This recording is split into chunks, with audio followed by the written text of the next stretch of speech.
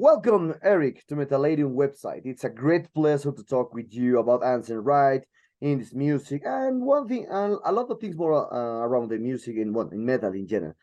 First of all, how are you? How has Bandy been during the last years? Because your last album was released uh, 7 years ago. Yep. How am I doing? I'm doing fine. Partially also because Ancient Rites is doing much better since Corona. We're doing even better than before Corona. We have a lot of great shows done, and of course we are looking forward to come to South America for the very first time. And it's been tried for about 20 years to get us to South America under the right conditions. So it's finally going to happen, and we are looking forward to it. And yeah, we are working on a new album. I can't say when it will be released because we are not ready yet. Our aim is to try it to sound it more like the old school stuff that we are doing now. So we depart a bit from the more recent stuff. We are going more back to our roots. That's the plan. That's easier said than done, but we're definitely going to try it, and we hope we'll succeed in that. Okay, okay. So talking about the past, in which moment did you join? Did you join with when Ancient Rites? How did you get this opportunity to join the band? That's a long story. Yeah, that's not that long, but at some point in 1996, their guitar player Bart, the original guitarist, left the band just a few weeks before a European tour was going to happen, and Walter and Günther had needed to search a guitarist, and they called a lot of guitarists, and I was also one of the candidates, and I was able to do it. I was kind of surprised when I got a phone call from Günther to join, if I was interested to join them on tour, to be a session guitarist. But yeah, it was interesting to do, and I had to ask some days free from my job, and I was able to do it, and I did it in 1996. Although I couldn't do all shows, the other shows, the remaining shows were done by Mike from Pentacle. And back then I was also still in Inquisitor, and during that tour I had to do one show in Germany, which I also did. So I was called to be a session guitarist, and that's the reason why I finally ended up in Ancient Rites, because half a year later Inquisitor was not doing so good, and it was maybe time to move on and call Günther if I could join Ancient Rites permanently, and the rest is history. Okay. So, also, what is your opinion about an album like the Diabolical Serenades from 1994? Do you consider it like many fans from the underground that this album is a landmark in the history of black metal? Yeah, I could say that. Yeah, is it a landmark? Yeah, Ancient Rites. I can't, as a member of Ancient Rites, I find it hard to say that, but it appears to be some kind of a landmark in black metal history. Although I was not on that recording, but I have to say it has a certain sound, and it sounds like Ancient Rites. There's no other band at the time sounded like that, and still doesn't sound like Ancient Rites. So, yeah, I'm happy that people see it as a landmark. Although I find it difficult as a member of Ancient Rites to acknowledge that, but okay, thanks for the acknowledgement by other people. Okay. At this point in your career in 2023, do you consider the Diabolical Serenades as a base of Ancient Rites sound? Yeah, I think so. The sound has developed throughout the years, but in a way there were always elements on our albums which sounded like Ancient Rites, sounds like Ancient Rites, and sometimes hark back to the Diabolic Serenades. Definitely. Or perhaps for other albums, which album or albums from all your discography do you think they can represent the band? Does every album mark a part of your musical evolution? How do you see this aspect nowadays? Can you repeat? I have to Okay, okay. Don't worry, don't worry, don't worry. Yeah, So, no. talking about when some people think that the base of the sounds of Ancient Rites is the first album, but now a lot of you have a lot of albums behind you, behind the career of Ancient Rites. So, for you, which album or albums from all your discography do you think can represent the band's sound? Does every album mark part of your musical evolutions? How do you see this aspect? Every album marks a new path in our evolution. I certainly think that because we developed throughout the years. Yeah, what is my personal favorite? I don't know.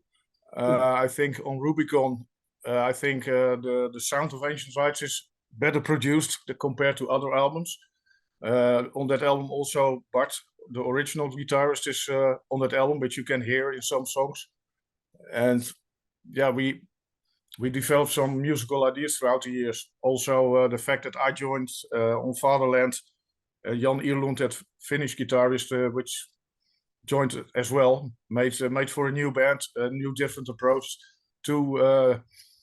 With two guitarists like Jan and me, there were more possibilities. So and also keyboards were added. So yeah, as you will see it, yeah, we developed throughout the years. And on Lagus, it culminated a bit more to more complex stuff. Okay, okay. Well, you told me in the first question that the band is now active, is waiting to do the Latin American tour in the next month, in October. So, and obviously, you told me right now that Rubicon is one of your favorite albums, and perhaps Lagoon does. So, what can you tell us about Ancient Rites in this 2023? How does the band feel about this point of its career? We have a new band, of course. The unfortunate thing is that our drummer Walter passed away in 2021, which of course is sad. Was kind of unexpected, to be honest. We didn't see that coming, but we decided to go through to move on with new members.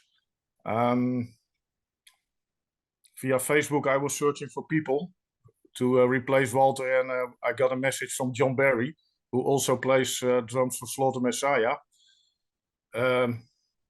He showed interest in becoming drummer of Ancient Rites, and he is our drummer at the moment now.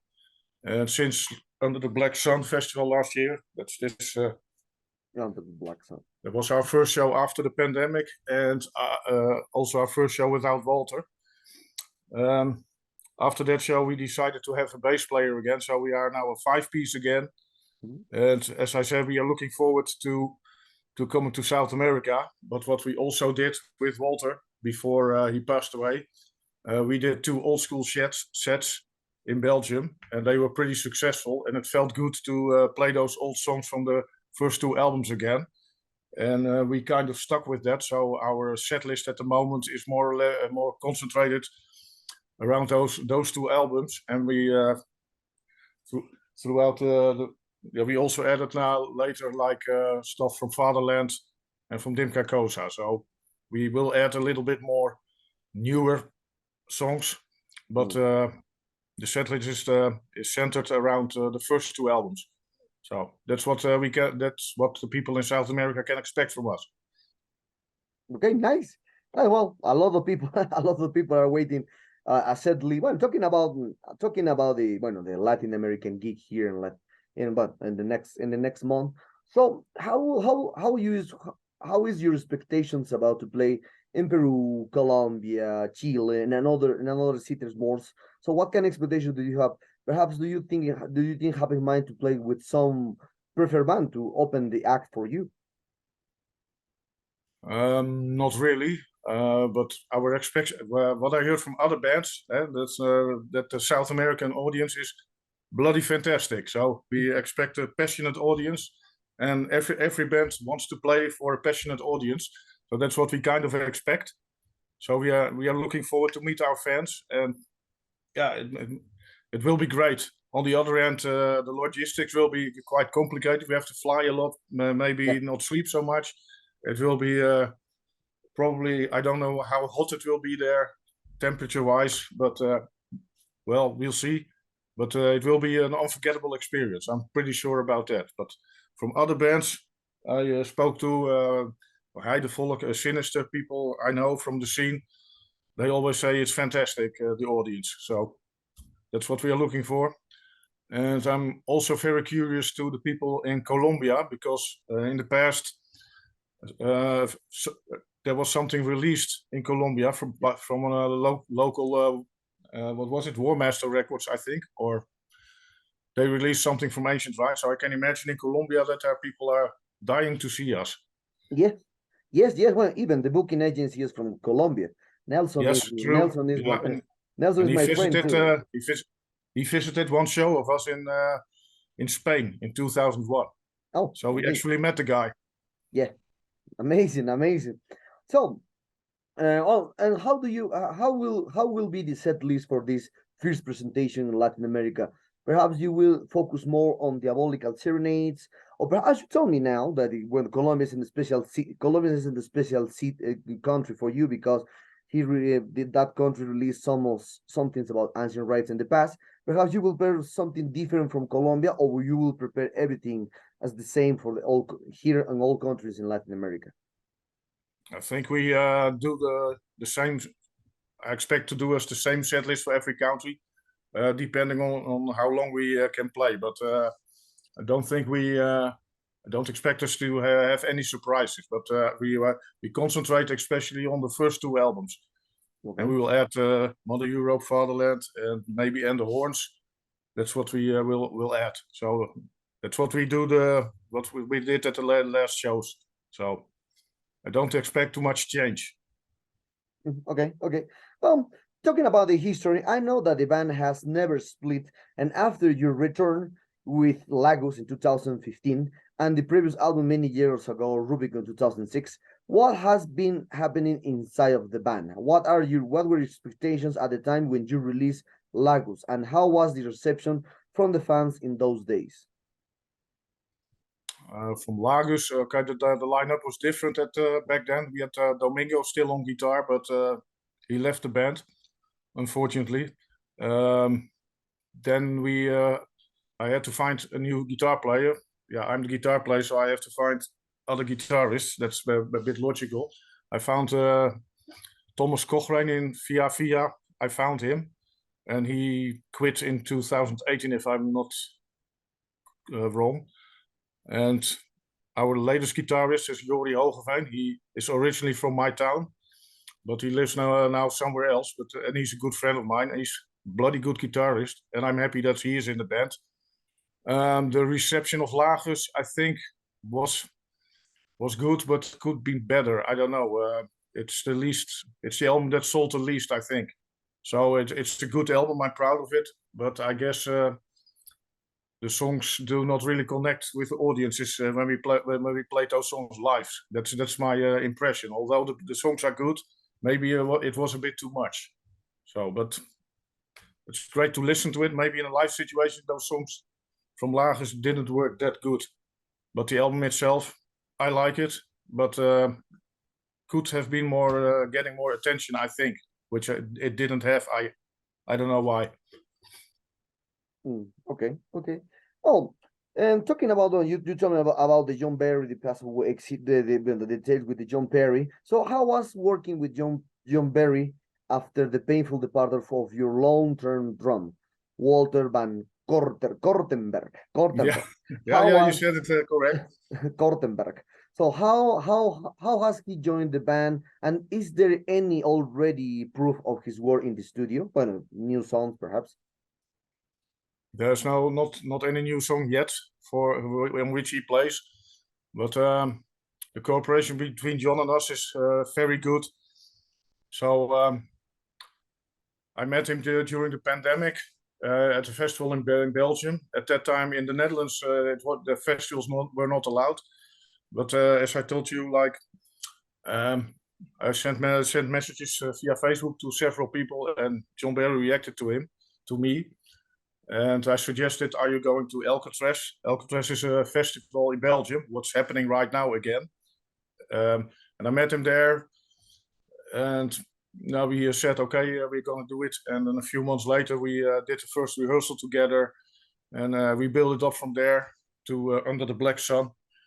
And he's an easygoing guy. He's a good drummer. He has his own style of drumming. Like every every musician I work with has an own style. So yeah, nobody will play like Walter, but also nobody will play like John. Yeah, he has his own feel and swing to it, which I like. So it went smooth, I think. Okay, 919, nice to know, nice to know. So most of Yeah. the songs played by Ancient Rites have lyrics that deal with historic themes or from medieval times and so on. So is there any new theme that seduced you for a possible new album? As perhaps you used before, have you already chosen cover art and based on that there might be a new production to be established? For lyrical contract, I have no idea what Gunther will come up with. That's Gunther's league. He's very good in writing songs. He is well spoken. He has a good choice of words, I think. But I have no idea what lyrics he will come up with when we have a new album. It maybe he decides to go more for the dark lyrics of the first two albums. But on the other hand, he has a lot of passion for history. I can imagine that we may do something in the old style, and that he will add historic lyrics. I have no idea, to be honest. But I let myself surprise by him. Okay. Well, for the diehard fans like me and for a lot of people more, I hope it will be a great. I hope it will be a surprise too. So, all will people know around the world that the Belgium has not a strong scene. So because there is a few bands, Ancient Rites, Aborted, and Lentle, and I think 10 or 5 or 6 bands more are very mainstream. If we try if we relate this aspect mainstream, we'll know bands from Belgium. So what are you involved with the new bands is when the new band is in your country? Do you think Belgium has been related after being one everyone sleeps out of the appearance of Asian rights? I don't know. I'm not from Belgium, to be precise. I live in the Netherlands, but okay, that doesn't matter. I think Belgium has a strong scene at the moment. You have also newer bands like Evil Invaders. Yeah, Aborted you mentioned, and there are some other bands. Carnation is a Yeah. good one. Sire, maybe I forget some. Enthroned, of course. Slaughter Messiah I already mentioned with John Barry. So Belgium is not doing that bad, I think. Oh, okay. And you told me that you are from Netherlands, and compared to Yeah. the Belgian, for you, which man, it's normally. What's your opinion about now the Netherlands scenes compared to the Belgian scene? Because the Netherlands is well, it has great names: Asphyx, Pestilence, one a lot more. It's a sinister Yeah. one of the greats. A lot more. How is your opinion about now the Netherlands scenes compared to the Belgian scene? I think I'm kind of surprised that some of the old bands like Pestilence, Deadhead are still there, and Asphyx. I don't relate much to the newer bands, but I also see that there's a decline in audience. But still, the Dutch scene is doing good. They still have bands like Sinister, Pestilence. Some of the newer bands, I'm not always impressed, but Graceless is a good one. Body Farm is good. Do you know Body Farm, maybe? Yes. I know. Okay. So we have a few. Those people from Body Farm are not really young guys, but they're from about my age. So it's more or less a new band with all the members, and they exist already for a few years. So and we have Blood for Me. Yeah, there's still a lot of great bands out there in the Netherlands, and the scene. Yeah, we is still organizing a lot of shows.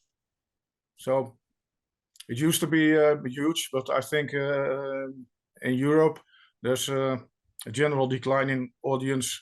But I have the impression that in South America the audience is getting bigger. If I see how many shows are happening while we are in South America, that's unbelievable. Yes. Well, yes. Oh, and this time, all those threats that ever exist about a boycott of your shows or for alleged political or religious positions, were they just gosh? So what anecdotes do you have for those situations? Again, I So hear about something the about well, political. a lot of rumors, a lot of histories happens about the boycotts in your shows for alleged political aspects Yeah, or religious positions. So were these rumors or aspects just gosh or real or false or perhaps true? What anecdotes do you have for those situations? I remember that we had a tour planned in Spain. I don't know exactly when, but it was about 15 years ago, and it was cancelled because of political reasons.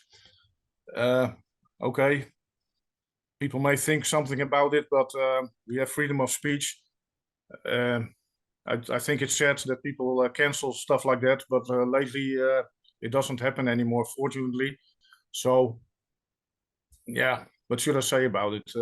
We have freedom of speech. Everybody has the right to entitle anything he wants to put, no matter how extreme or what somebody else thinks of it. So uh, it's good if you disagree with someone, but you don't have to cancel someone. I think that's wrong.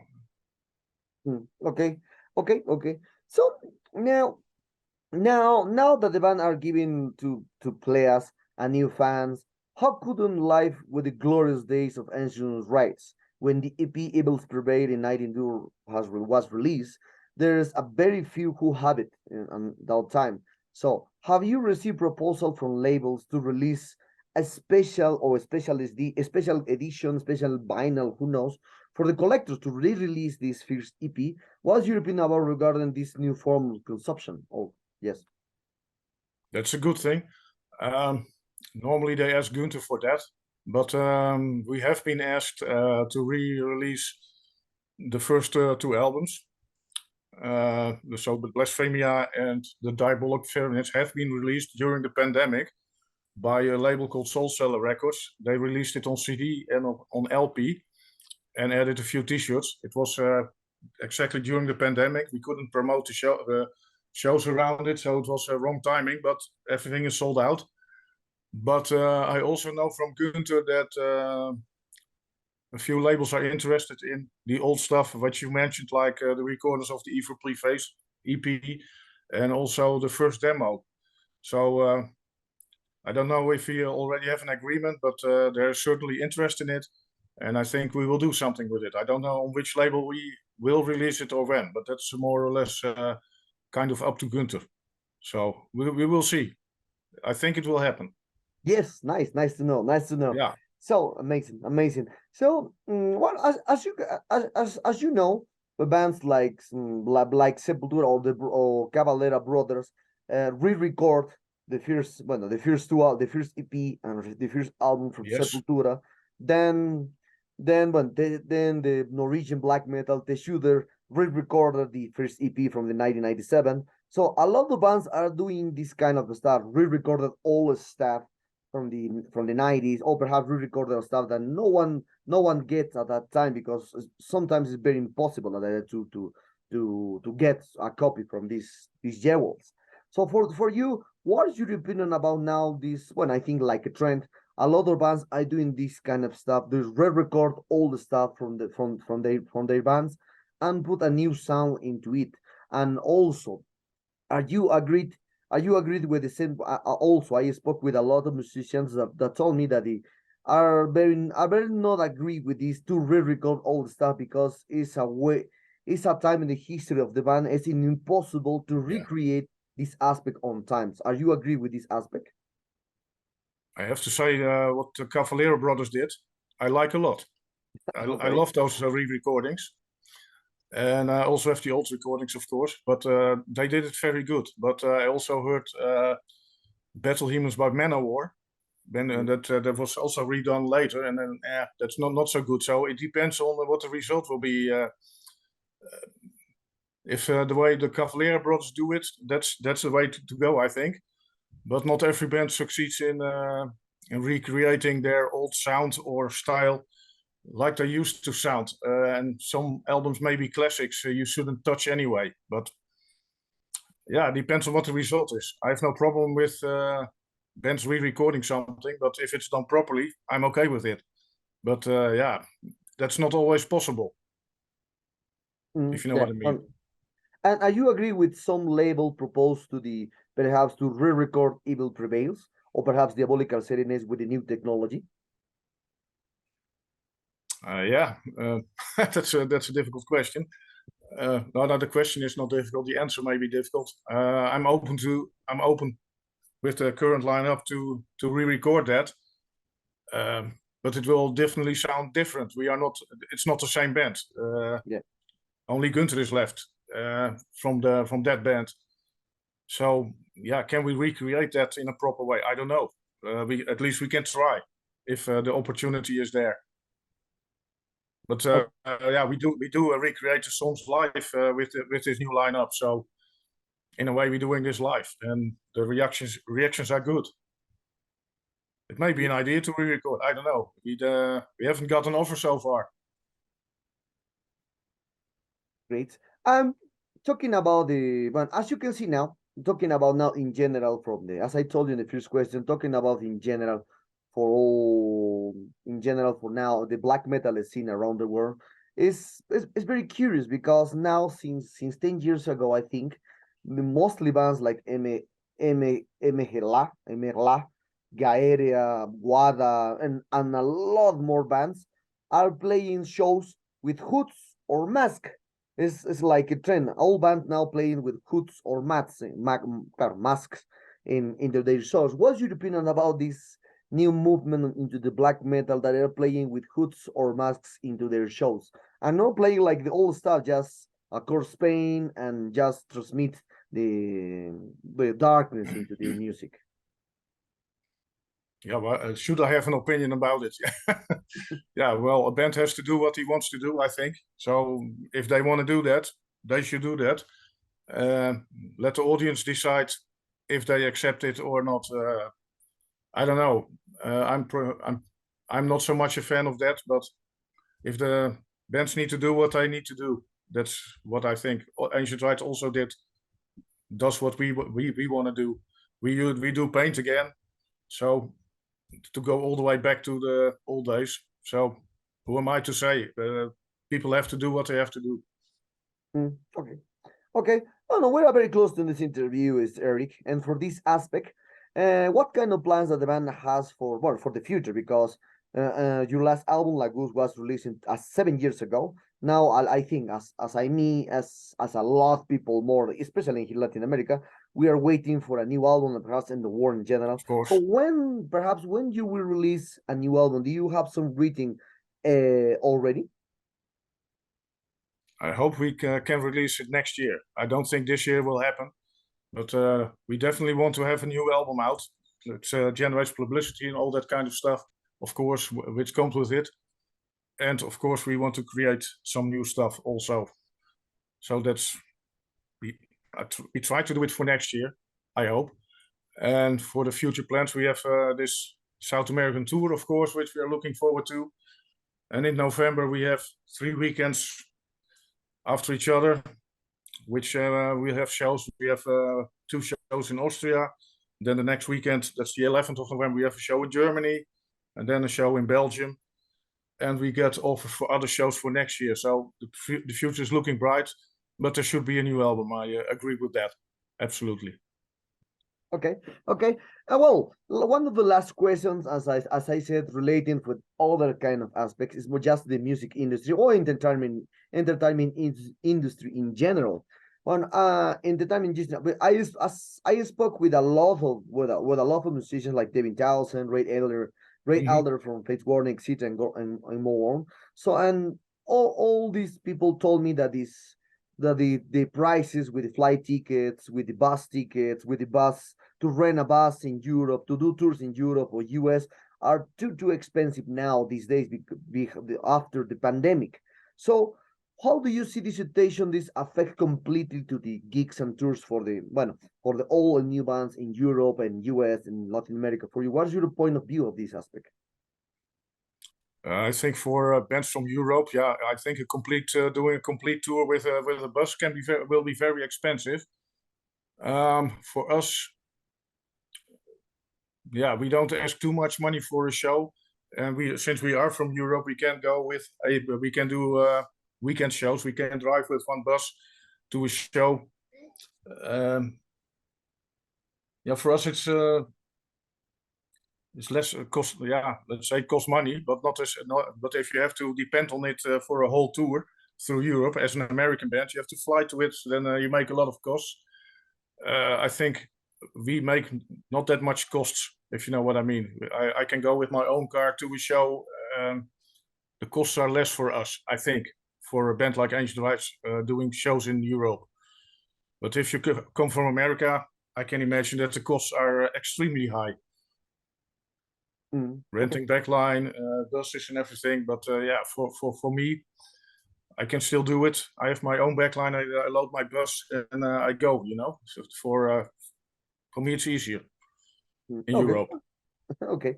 And the South American tour, okay, yeah, we have 7 shows, or else it's not, or else the cost will not add. You know that I'm happy that we can go to South America and that we can still do it. So yes. But the rising costs of general things, yeah, it's worrying a bit. If we go to America, yeah, if we would tour in America, it will also be a huge amount of money. So I can imagine that other artists are worried about it. Yes. And talking about one, as I said, other kind of things in the entertainment area. So now, as you can see, now the people are very lean down about the algorithms, and with this kind of algorithms recommend to the people, especially for the new generation. I'm 43 years old, so I prefer to hear the music like they always, searching by the cover art, searching by the music, etc., buying this old stuff. I'm this kind of person.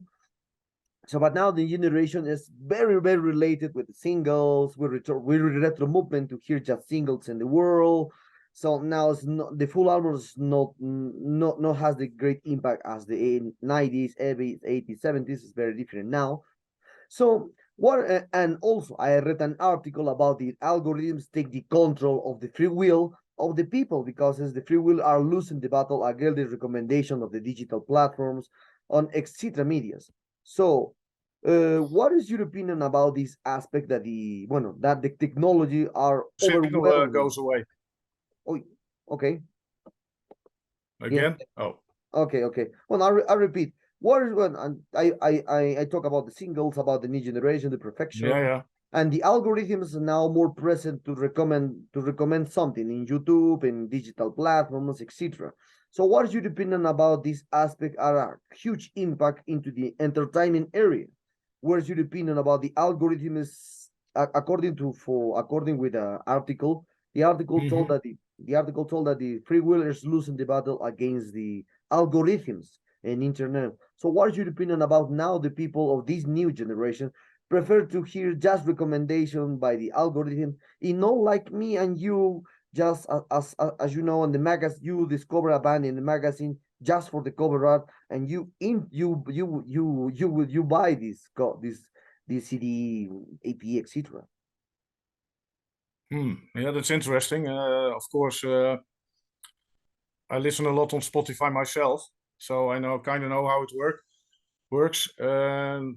Well, recommendations can be good, of course, as long as Ancient Rites is among those recommendations, of course.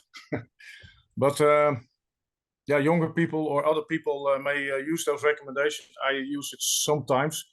I'm pretty much like I have a lot of CDs and LPs, so I'm still the collector, like you, and like you. And I do think it's easy to listen to Spotify. The music is there; you can click it, and but I seldom use any recommendations. I'm particularly like, okay, I want to listen to this band, and I put a CD on, or I listen on Spotify to that certain band. The Cavalera Experience, Conspiracy, I've so far listened on Spotify, but I want to have the physical albums. So when it comes to recommendations, I don't use it, but other people will. But I hope that Ancient Rites will be in those recommendations. And I also noticed that you have to make own playlists and stuff like that. It makes it a bit more complicated to get noticed in this modern world, but it is possible. And fortunately, Ancient Rites still has a name, so people are not forgetting us, and we will be mentioned sometimes. So for younger bands, it may be difficult to get recognized. You have to put more effort in it without getting much money for it also. So in general, there's also, because of it, there's also less money in general in the music scene overall. So yeah, so you see that the ticket prices will go up because not enough money is generated. So I don't know where it leads to, but it's kind of worrying. But on the other hand, yeah, if it works that way, you have to find a way to make it work for you. Okay. Well, thanks for this opportunity to talk with you, Erik. Well, Erik, the sad times arrive at this interview. I hope you enjoyed this interview like me. You're a terrific guy. Love your band since the 1994, since I first the Diabolical Serenades in the first time in the 90s. Perhaps do you wanna add something to your Latin American fans that expect this upcoming Latin tour in the next month? Perhaps do you wanna add something to Latin American fans and Metalero followers?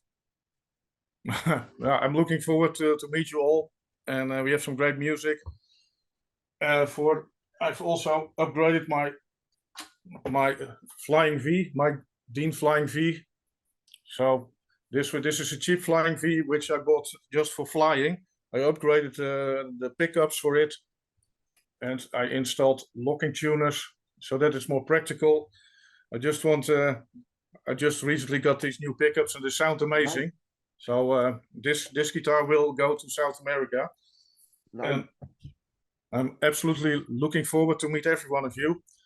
And there's also a band from Peru which I like. I don't remember the name, but I bought their CD. It was a thrash metal band. They're a bit like Slayer. Do you have any idea, maybe? Maze of Terror, perhaps? Yes, Maze of Terror. That's the one. Nice. Say hi to them. I like them, but they are not a support act, I think. But who knows?